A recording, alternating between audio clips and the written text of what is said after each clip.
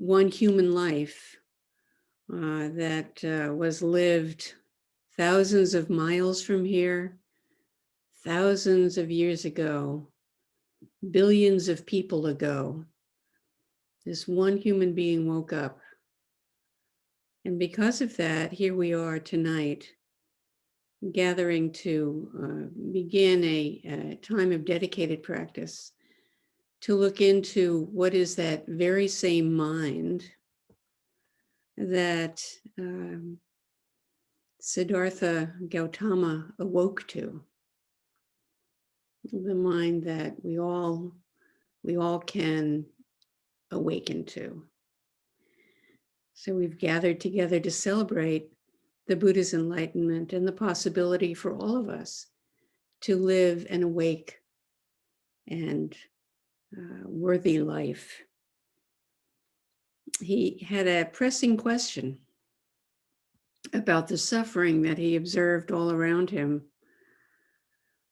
And he couldn't rest until he had penetrated the source that would liberate him from his doubts and help him somehow come to terms with the suffering that he witnessed all around him that seemed to be inherent in being alive. So he was born with a deep vow. And we all were born with a deep vow, although we would never, otherwise we wouldn't be here. So we can ask ourselves and we can return to and bring to mind again our biggest vow for this life. What is most important in this life? So this week we'll be exploring the Buddha's journey as a way to reflect on our own. As we mature in our life and examine using the very approach that the Buddha discovered and transmits to us. Every time we sit, every time we turn our attention to the intention to be really thoroughly present. In meditation, he quieted his mind. He quieted his heart and was able to see minutely into the conditions of his own mind and the conditions and causes of the suffering in the world all around him. Many of the conditions have changed since that time. I mean, the Buddha walked everywhere. There was no light except for lanterns and candles at night. And it was a very quiet world compared to the world that we're in now. There was about 1,000th the world population of humans at that time than there is now. So the project of waking up is even more important as we share the planet with so many other people, animals, plants. So sesshin is a ritual that restores us to our truest journey. We're now setting aside time to remember who we are and discover what we've forgotten. Even if we've done many, many sesshin, if you're anything like me, I forget how profoundly wide and deep awareness can be. If I haven't done a retreat for a while and return to the very, very, very broad path. So we begin here, and I'd like to congratulate everybody on your determination to deepen your own lives by way of this ancient practice. And confirm with you the resolve that it takes to use this week well, to practice continually in our home, in our ordinary home setting, This adds a lot of distraction to our usual sesshin conditions. So it's important to tidy up the environment, clear your altar. And each time we begin a practice period, to light a candle, to express and affirm the commitment to steady practice and maintaining bright awareness. In the early stages of sesshin, this takes a lot of intention, conscious intention. Later on in the week, it tends to offer itself freely without quite so much effort. But even if the mind isn't bright all the time, that's okay. The vow carries us. Faith in the way carries us. Participating in meditation and work and eating and chanting and bowing carries us. All of this carries us. All of the aspects of sesshin carries us. Ordinarily, when we're physically together, the container and the schedule of sesshin holds us snugly, like a snake in a tube, to the practice, to the intention to awaken moment by moment. We're reminded not to look up into each other's faces, not to talk, not to read, unless we're otherwise instructed. When we're physically together at the center, we can much more easily hold each other to this. But now we are not in the tube together. We're kind of on the tube together. So it's different. So it's really essential to vow, to notice and not become involved with all the habits of distraction. I will notice and put aside over and over, recollecting my vow to awaken. Whenever my attention strays from this very moment, this is the only moment. And we hold this vow with patience and kindness and compassion. Very important. We hold the vow in a warm heart, a fiercely warm heart, like the mind and heart of a loving parent who encourages us to do our best, to stay present, and reminds us to start over when we lose the thread. So this vow to practice is offered with great warmth and helpfulness. I say this because I want to remind us all that this is not a time to go into the inner critic. And when it comes up, remember also the warm, fierce, wise, parental mind that really encourages us at every step, with every difficulty. The theme for this sesshin is the life of the Buddha and our own life as we realize our Buddha nature.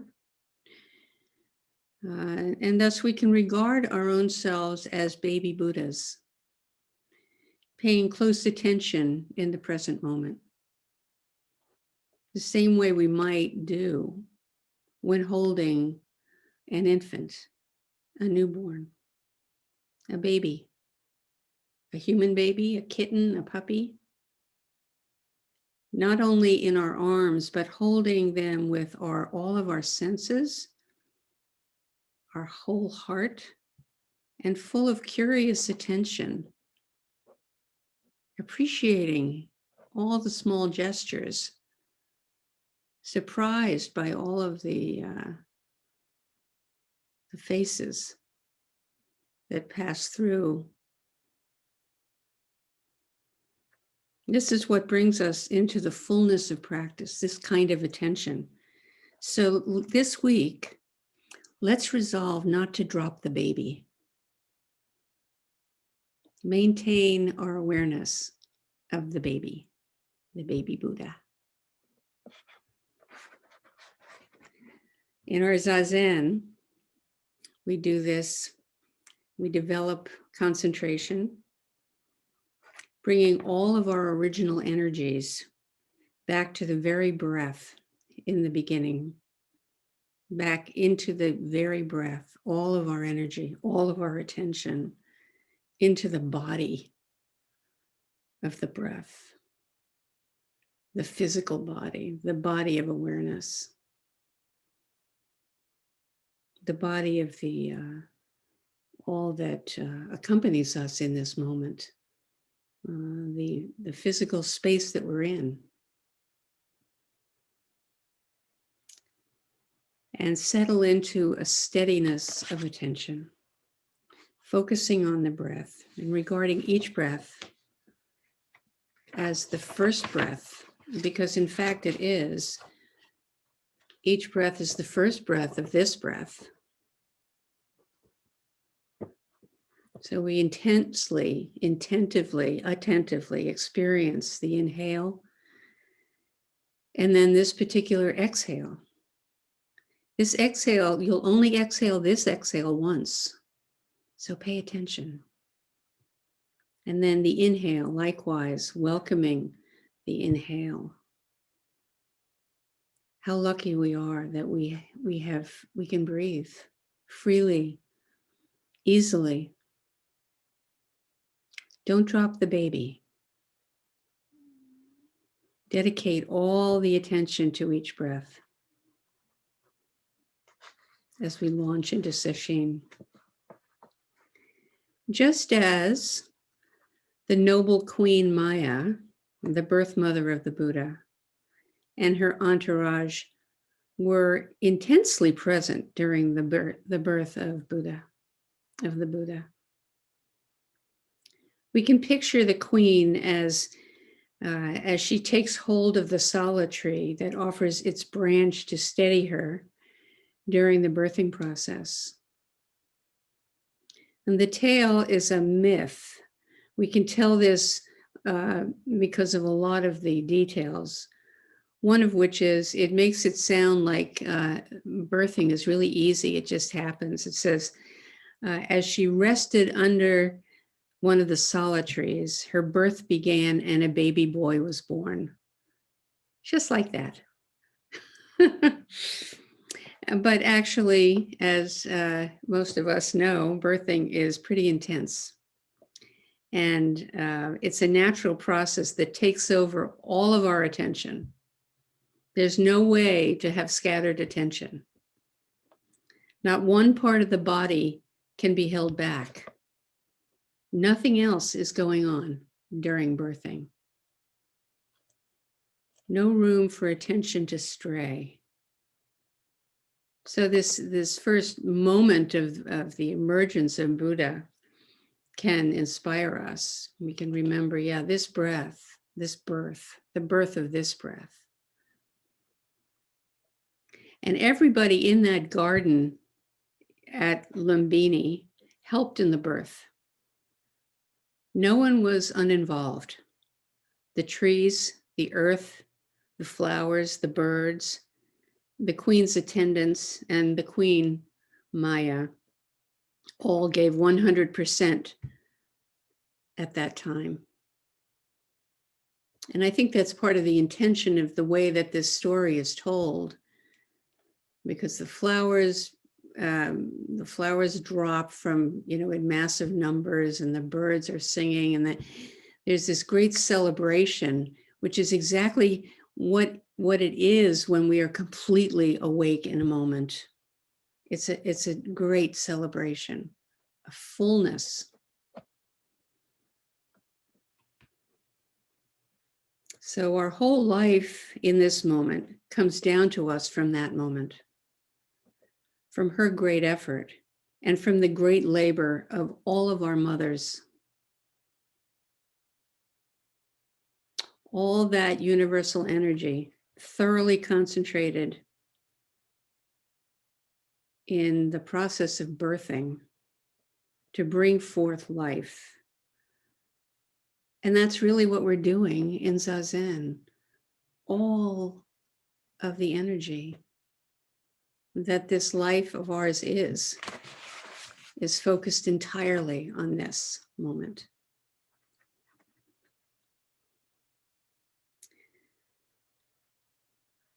So the longing, there's a line from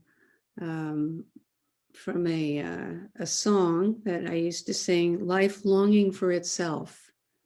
Just as we long to initiate our own spiritual fullness,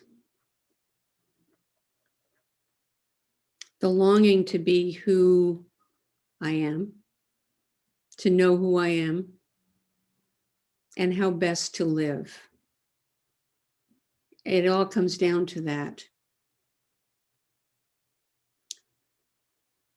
To how best to live and how to be fully alive, not just an automaton, not just looking on, but to have an original life that originates deeply within.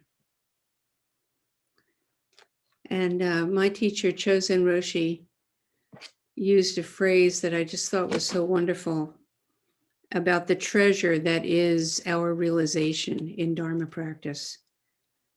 When we awaken, we add goodness to a mountain of goodness. And so let's be present and recognize the profound goodness of every breath. We begin by putting aside all other intentions and distractions for now, and attending fully to the emerging moment.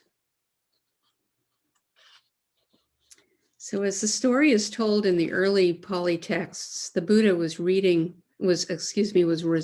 in the Tusita heaven between his various births. And all the assembled bodhisattvas, mahasattvas, and devas were asking him to please incarnate now. The time has come to incarnate in human form, to incarnate as a fully awakened one, a fully awakened human being, in order to help the suffering world of greed and desire and attachment. So the source goes beyond the usual world, the ordinary world, and he listens. Indra says, "Now is the time."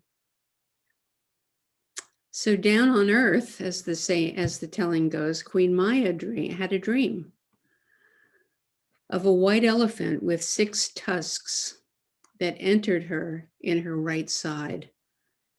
This is another kind of familiar, miraculous impregnation.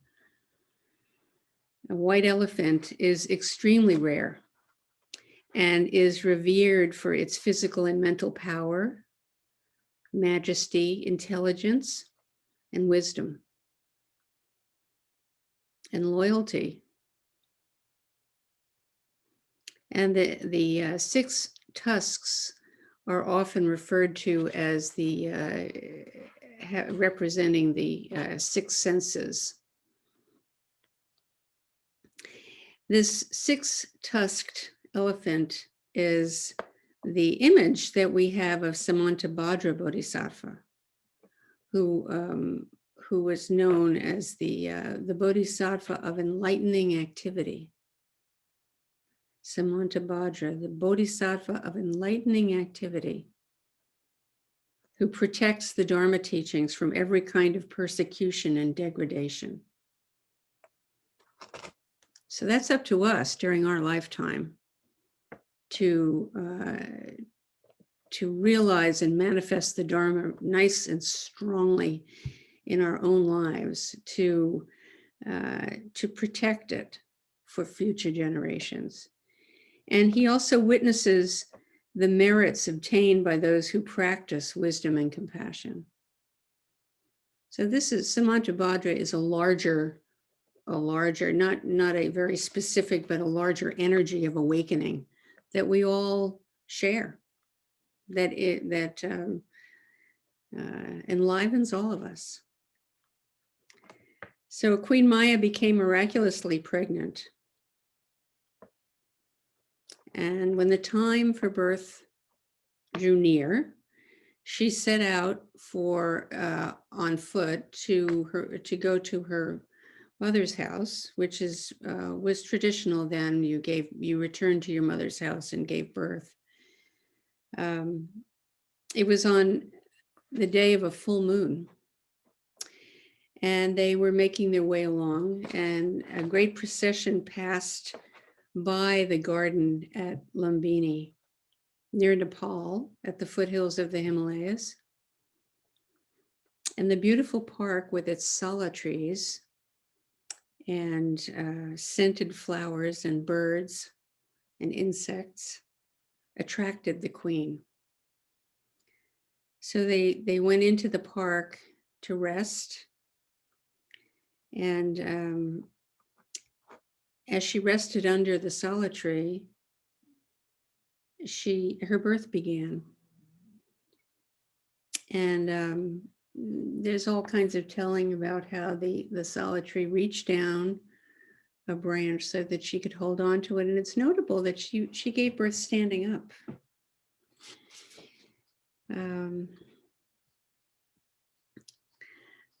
Birth is a difficult labor and often has a variety of crises.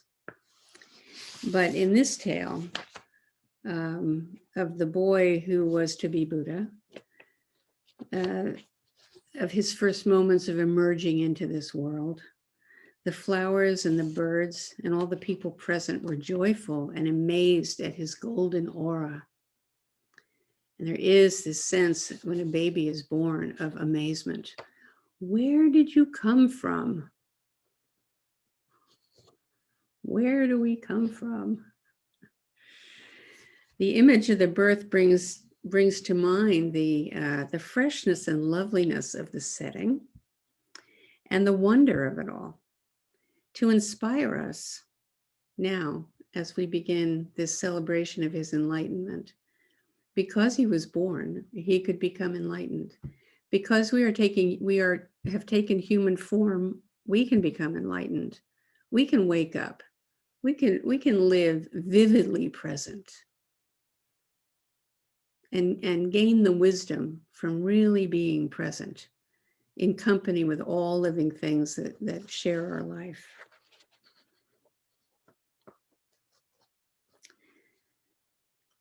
So the moment of a birth is an intensely intimate moment. And a baby comes out, and the moment of first meeting this world, we are immediately drawn into that ourselves.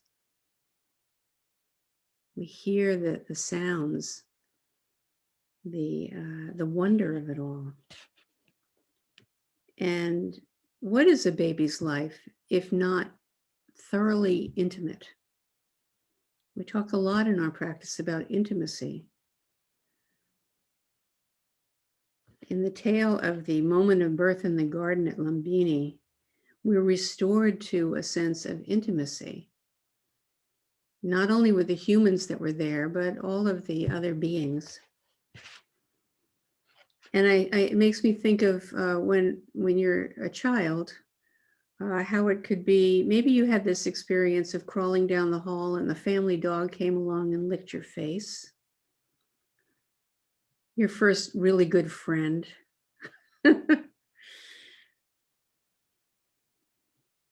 or you hear a zipper opening and you just really hear that zipper. Or your whole body hears your mother approaching in the middle of the night when you've awakened and you're feeling lonely. Everything has a voice. The whole body is alive. The softness of the water in the bath. This level of intimacy is something we can enjoy. We can continue to enjoy if we turn our attention to what's right here. The child Siddhartha is said to have taken 7 steps immediately upon being born.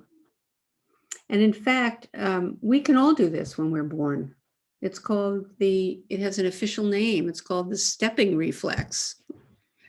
As soon as you touch the bottom of a baby's foot, they will bend their foot and then extend the leg.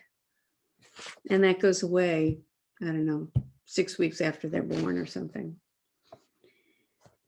So these first steps in Zen practice are also like this. When we're emerging into a new life where we can learn to stand on our own 2 feet, we start to practice. We discover the possibility. We begin to feel the ground under us when we pay full attention to what's going on internally, what makes up our experience, what it feels like to be. Taking this step and then this step. You watch a baby walking and they are so aware of each step. And that just shows us how to practice this breath, this breath, this breath. And then the Buddha, the little Buddha, raised his arm and pointed to the heavens and pointed to the earth and said, above heaven and below earth, there is only I, alone and sacred. His very being expressed that. The wonder of newly emerging, freshly emerging, intimately emerging. This is the sense of I alone am the honored one. And may all children actually feel that way. And that may not have been the case for all of you. Or maybe you, like the baby Buddha, were fortunate enough to be welcomed by noble, joyful parents and community. But it is now available to all of us in our practice, no matter whether we've known this complete rightness intimately before. In samadhi, I alone and all the world, sacred, only this. And they gave the child a blessing name, Siddhartha, which means he who has accomplished his goal. His father, King Suddhodana, was worried though. He really wanted his son to follow in his footsteps. But it was foretold by a Brahmin that they called in to tell the fortune of this new child, that this son had lived many, many lives already and would become a great man, either as a worldly ruler or a world-honored spiritual guide. The father really wanted him to be a worldly ruler. That was the world he knew. He wanted to keep his son close by. So this is such a human story. But when we're born, there are so many conditions already and continually working on us and underway that we may not even notice as we go along in our life. This is our karmic bundle. But we can never know how it's going to go exactly. We can just do our best. And that's true in Sesshin. I want to remind us all that to be thoroughly present and to do your best and to keep coming back when the mind wanders. There are many influences. And when we are together in a building, there's something that is very supportive of our energetic bundle that we put together. So we want to be aware in this Zoom dough of how we can send out our energies to support each other's practice. So the last little bit I wanted to say is making reference to the Flower Garland Sutra, the Avatamsaka Sutra, which describes the reality as perfectly interpenetrating. Each individual phenomenon not only reflects all other phenomena, but also projects the ultimate nature of existence. And this is where the image of Indra's net came from. It describes the realm of the Vedic god Indra as a vast net that stretches infinitely in all directions. And each at the knot at each intersection is a single faceted jewel, which reflects all other facets, so that we peer into infinity.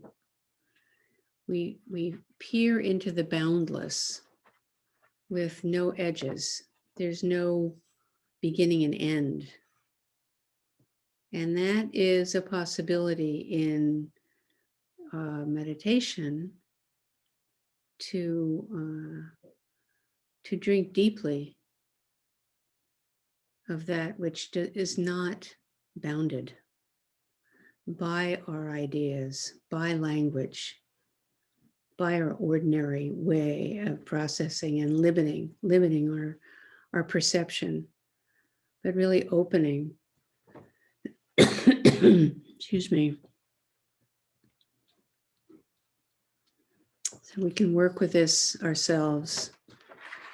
We have a lovely week together to open, relax, deeply relax, deeply, deeply, deeply.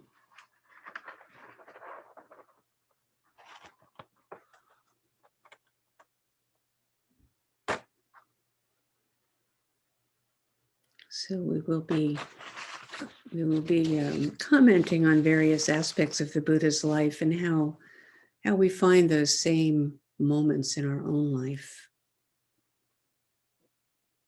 We walk the same path, and we awaken from our dreams in the same way. We awaken to the dreams within the dreams. So please use this time well this week. Relax deeply and be very simple and present.